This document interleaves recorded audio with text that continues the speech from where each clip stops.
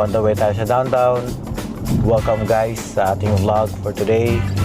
Tuesday morning, time check, 9 AM kasama natin mga tropa.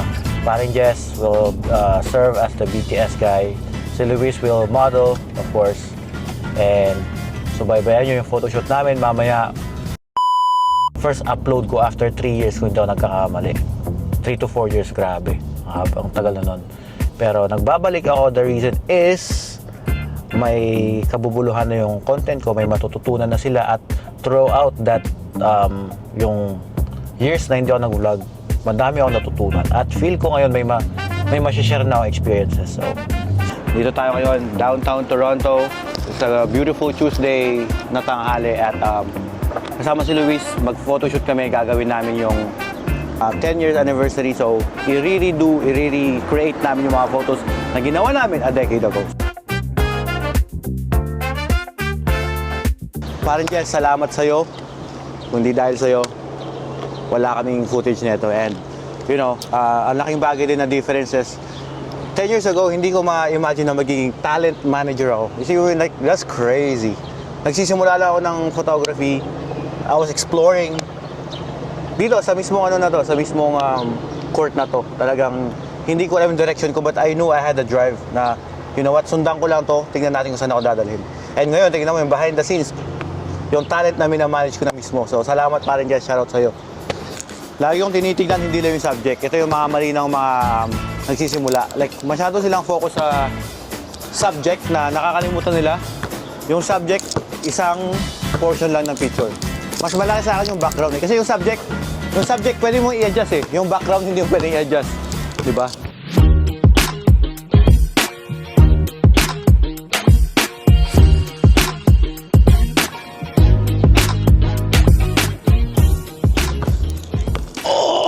Wow, the effort para lang ma-achieve yung mga shots na gusto namin, guys. Sacrifice ko yung tuhod ko dun, Gar, para lang sa'yo, Gar. Appreciate you. Salamat. Very proud ako sa nangyari from 10 years ago when we did their first shoot.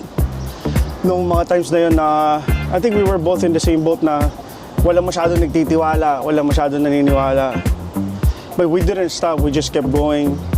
And then now, like, coming back here, doing our shoot, seeing where we were before, nung nagsisimula pa lang, and then where we're at now, nakakaano lang na ang dami nagbago after 10 years, and, you know, improvement, even 1%, progress.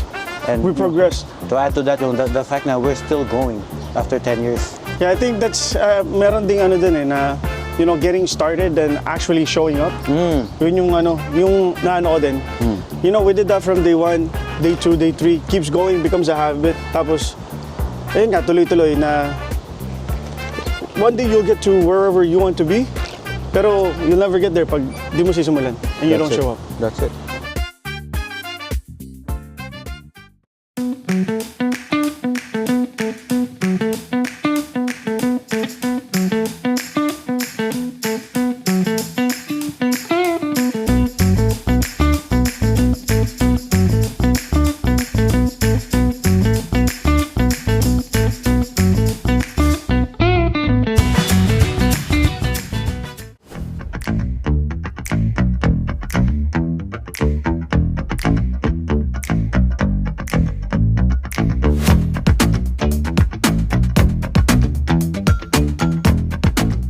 Ten years ago, nag-start akong mag-transition from my full-time job into barbering sa paggugupit.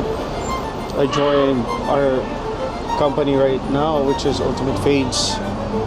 And at that time, yun nga, na pumasok ako as a barber to work full-time. Yung passion and the skill that I got na naniwala lang ako sa sarili ko to actually start the journey of barbering. Looking back now, actually recently, we opened up our 9th location, so pang siyam,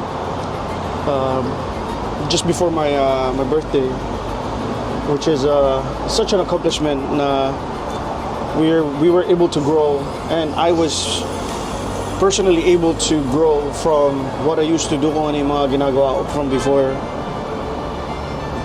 and growing as a person and growing as a business, ano siya, goes hand to hand na yung mga old habits ko, and I changed the environment, I changed how I think, I changed what I did. And when I started to make the change, it was difficult at first, pero it was needed. Kasi if you don't change, then you don't evolve, because that's what it takes to develop and grow. There's still, people that are doing the same things from 10 years ago. And, you could see the gap of like things na, not to put them down or whatever, but, just to motivate more people to take a risk and maybe think outside the box, because sometimes iniisip natin na hindi natin kayang gawin before pa natin itakil or before pa natin gawin, and it really limits you as a person to just that, kasi iniisip mo yun lang yung capable mo. You're not capable of learning, of growing. Yep. And that's part of evolving and adapting to sa panahon ngayon. Kasi as everybody knows, mahirap talaga dito. And if we just rely on, most people like one job, tapos yung trabaho mo, it doesn't pay you as much, then you become stuck in that loop. And then, marami ka pa rin may enjoy. Pero there's more to it. There's more to life that I think is untapped for a lot of people. They just don't realize it. Damn. I'm proud of you. I'm proud of us. I'm proud of where we were before to where we're at now. Napakalaking pagbabago. And it's not a graph where it's one way. Right. It goes up and down. Right?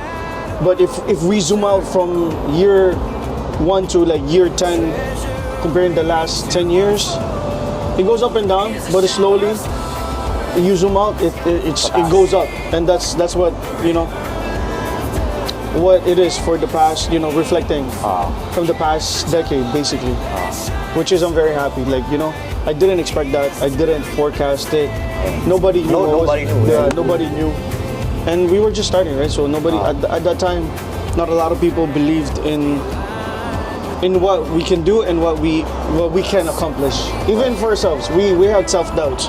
Right. And throughout those years, it's part of it. But we stuck to it and just keep showing up and keep trying. Yeah. Those are gems. Kaya gusto nyo pa, please subscribe. That was a decade of story and history. And hopefully 10 years later, mas makaka-inspire pa kami at mas malaki pa yung ginagawa namin. So, thank you guys for watching. Peace out.